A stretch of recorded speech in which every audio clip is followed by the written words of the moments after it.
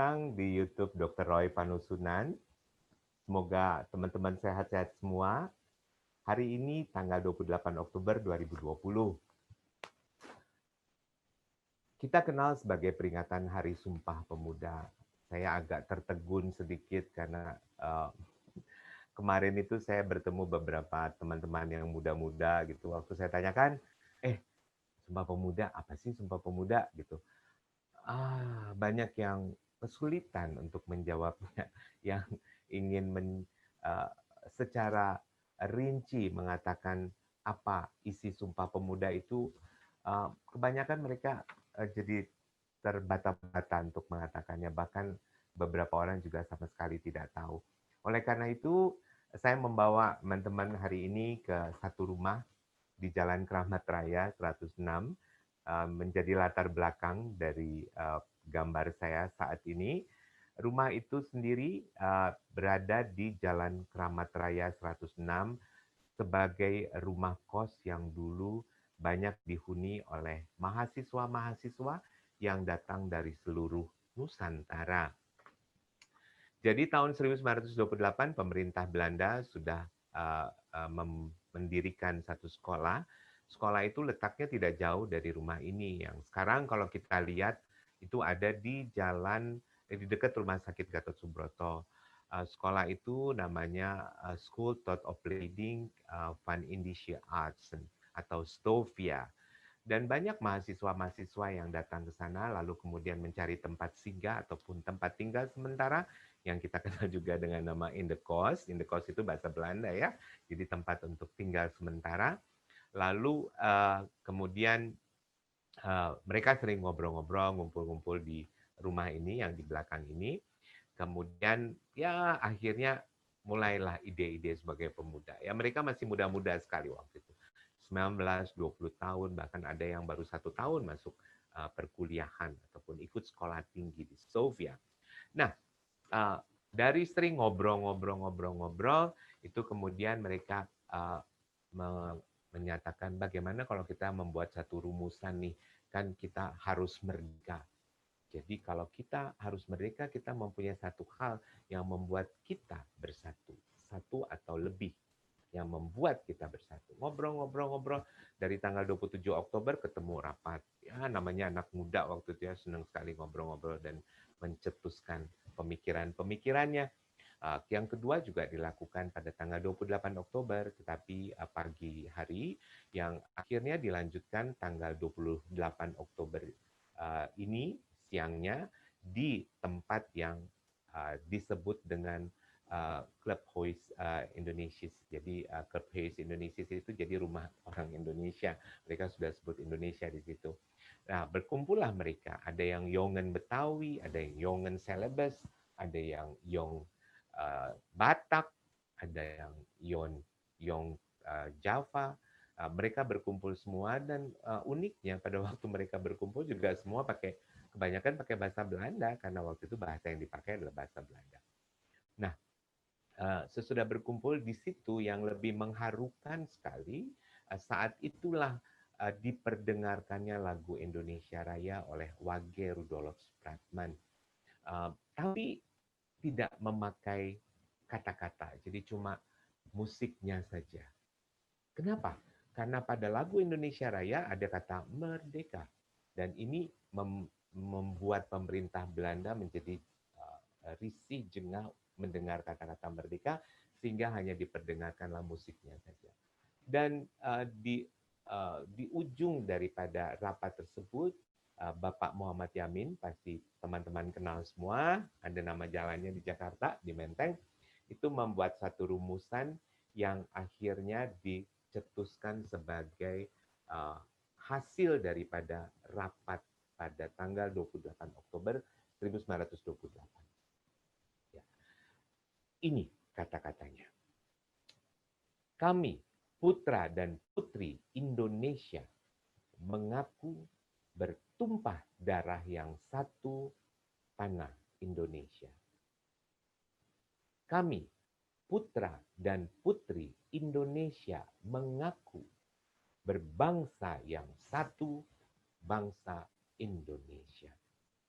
Yang ketiga, Kami, putra dan putri Indonesia, menjunjung bahasa persatuan, bahasa Indonesia. Hari ini saya tidak akan membicarakan ataupun meragukan tentang kecintaan kita terhadap tanah tumpah darah kita, tanah Indonesia. Dan hari ini saya juga tidak akan mendiskusikan tentang keraguan-raguan kita terhadap bangsa kita, bangsa Indonesia. Tetapi hari ini saya ingin sedikit berbicara atau mengungkapkan isi hati saya, dan mudah-mudahan ini menjadi inspirasi dan pemikiran dari teman-teman sekalian tentang poin ataupun urutan yang ketiga, yaitu kami putra dan putri Indonesia menjunjung bahasa persatuan, bahasa Indonesia. Kenapa saya berbicara tentang bahasa Indonesia? Apa yang membuat saya merasa bahwa kita ragu-ragu tentang bahasa Indonesia? Ya, ada dua hal yang membuat saya berpikir, benarkah kita menghormati para pemuda-pemuda yang dulu berkumpul, betul-betul ingin membuat suatu tanah kecintaan, bangsa kecintaan pada tanggal 28 Oktober 1928, kalau kita masih terus memperkosa bahasa kita. Ya, begitu seringnya kita ucapkan setiap hari kata-kata dari bahasa asing dan kebanyakan bahasa Inggris, padahal kita mempunyai kata-kata itu dalam bahasa Indonesia. Contohnya, tolong ya di-combine ya ini dengan satu dengan yang lainnya. Di-combine. Kita tidak pernah mengenal kata di-combine. Atau ini di-share dong ke gua kata-kata itu. Di-share. Kita tidak pernah punya bahasa Indonesia yang namanya di-share. Dan begitu banyak ribuan kata-kata lain yang begitu banyak terjadi di dalam percakapan kita, baik percakapan langsung atau percakapan melalui online, melalui perangkat yang kita punya untuk berkomunikasi. Ya, oke lah ini sebagai bahasa gaul. Tetapi kalau kita mengatakannya dalam forum yang resmi, paling enggak kita pakailah bahasa Indonesia yang benar. Dan ya, kalau toh memang bahasa gaul, usahakanlah sesedikit mungkinlah kita menggunakan kata-kata yang mencampurkan antara bahasa Inggris ataupun bahasa asing lainnya ke dalam bahasa Indonesia. Ya, banyak sekali. Kita bisa habis membicarakan di YouTube ini kalau kita mengungkapkan yang satu-satu. Jadi kawan-kawan sekalian, di-combine itu kan punya kata, dikombinasikan. Apakah enak lebih cepat? Enggak juga. Rasanya kita kombinasi deh dengan ini daripada harus ini di-combine ya. Loh, apakah memang kita betul-betul mau berbicara begitu cepatnya dan begitu efisiensinya sampai bahasa kita perkosa? Ya. Jadi kelihatannya yang dimasukkan adalah cuma kata-kata yang awal saja sebagai kata-kata untuk mengartikan daripada bahasa Inggris yang ada. Nah, teman-teman sekalian, usahakanlah janganlah sekali lagi melakukan hal ini karena 92 tahun yang lalu pemuda-pemudi di Indonesia itu mengatakan dan mencanangkan kita menjunjung bahasa persatuan, bahasa Indonesia. Jangan perkosa bahasa kita. Pakailah bahasa kita dengan baik. Ya, saya lucu-lucu juga gitu kalau melihat sekarang banyak bahasa-bahasa Inggris yang masuk dalam khazanah kita dan memperkaya. Tetapi menurut saya bahasa asli kita, bahasa Indonesia, pakailah dengan baik. Ya. Dan yang kedua, saya berbicara tentang bagaimana ada satu, dua, tiga kata yang banyak sekali kita pakai saat ini, akhir-akhir ini, yang menurut saya bermuatan sangat negatif. Artinya kalau kita ucapkan pada tempat ataupun urutan Yang ada, kelihatannya kita menjadi satu pribadi yang ragu-ragu, tidak bisa mencernakan, tidak pemberani, tidak mau tanggung jawab, dan banyak hal lainnya yang terungkapkan yang umumnya akan terlihat sebagai uh, bahasa atau kata yang mempunyai uh, aura negatif. Contohnya, mungkin. Perhatikan, kita banyak sekali memakai kata mungkin tidak pada tempatnya. Contohnya, ya kalau kita menjadi pembawa acara, lalu kita bilang, mungkin Bapak bisa memberikan kata sambutan. Mungkin, loh, kan kita menyuruh si Bapak naik ke atas untuk memberikan kata sambutan. Kok pakai kata mungkin? Mungkin Bapak bisa memberikan pendapatnya. Loh, kok mungkin? Kan kita bisa ganti dengan hormat Bapak memberikan kata sambutan. Ya, kenapa harus memakai kata mungkin? Apakah membuat kita jadi ragu-ragu? Karena mungkin itu berarti bisa ya dan bisa tidak. Kalau kita terus memakai itu dan kalau kita memperhatikan dan kita menghitung misalnya bagaimana kata mungkin ini banyak sekali diucapkan baik di televisi, baik di radio, baik pada uh, seminar yang melalui jaringan internet, baik melalui perkumpulan atau pertemuan sehari-hari. Kenapa selalu ada kata mungkin di depannya? Gak usah dikatakan. Karena itu akan menyeratkan kita sama sekali tidak paham dengan apa yang akan terjadi kemungkinan. Kalau misalnya hal itu memang tidak kita ketahui dengan pasti, silakan pakai kata mungkin. Ya, kalau kita berbicara tentang sesuatu yang kita tidak yakin betul, bisa saja kita memakai kata mungkin, tapi jangan taruh kata mungkin itu untuk menyatakan bahwa Anda rendah hati. Tidak perlu. Banyak yang bilang, oh saya kan ngomong sama bos, jadi saya mesti nggak boleh kelihatan sombong. Tidak, bukan itu maknanya. Karena kalau makin kita berbicara dengan menggunakan begitu banyak, mungkin bisa naik panggung, mungkin bisa memberikan kata sambutan, dan mungkin, loh, yang kamu yakinin jadi apa?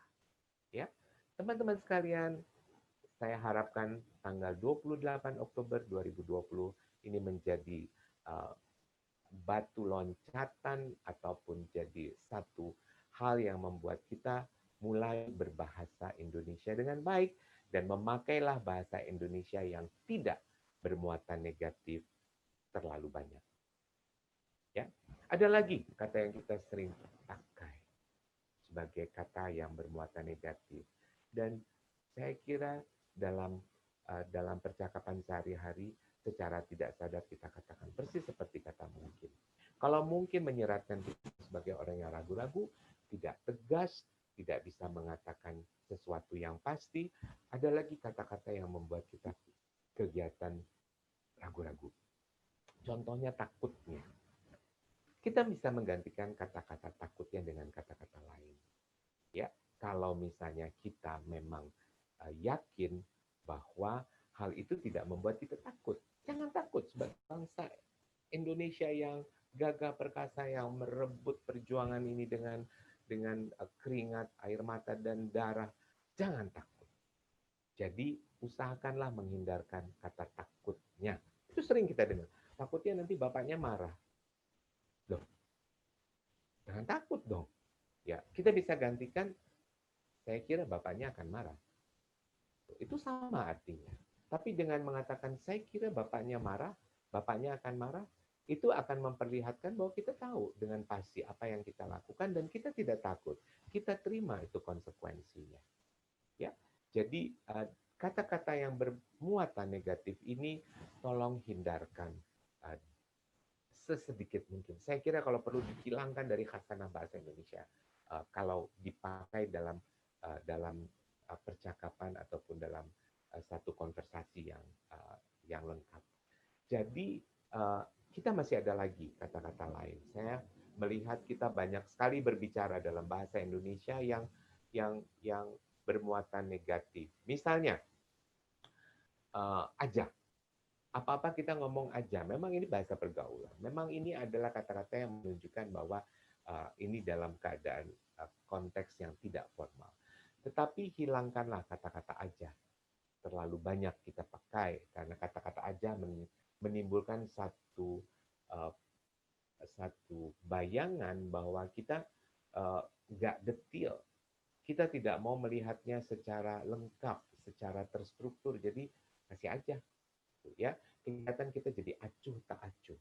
Nah, bahasa-bahasa kata-kata yang ada dalam bahasa Indonesia ini ya aja sebetulnya juga bukan bahasa Indonesia ya, tetapi ini akan jadi banyak kita kumandangkan atau kita ucapkan pada tempat-tempat yang saya rasa tidak perlu dan sangat membuat kita jadi kelihatan tidak mempunyai pribadi yang kuat. Ada lagi kata-kata yang lain, misalnya kita terlalu banyak ngomong dan sebagainya dan sebagainya. Kenapa kita tidak sebutkan urutan apa yang kita ketahui dan yang tidak kita ketahui kita tidak usah bilang. Jadi tidak ada kata dan sebagainya misalnya. Jadi teman-teman bisa melihat bahwa kalau misalnya kita bilang dan sebagainya itu berarti dia nggak tahu, cuma kira-kira, ya. Jadi teman-teman sekalian kata-kata yang bermuatan negatif itu hilangkan deh dari khasanah bahasa kita. Ya. Jangan pakailah. Coba perhatikan deh, perhatikan betul-betul. Berapa banyak kita perkosa bahasa Indonesia dalam setiap hari. Berapa banyak kita menggunakan kata mungkin dalam kehidupan kita, terutama dalam kondisi formal dan keadaan formal. Juga aja takutnya. Ya.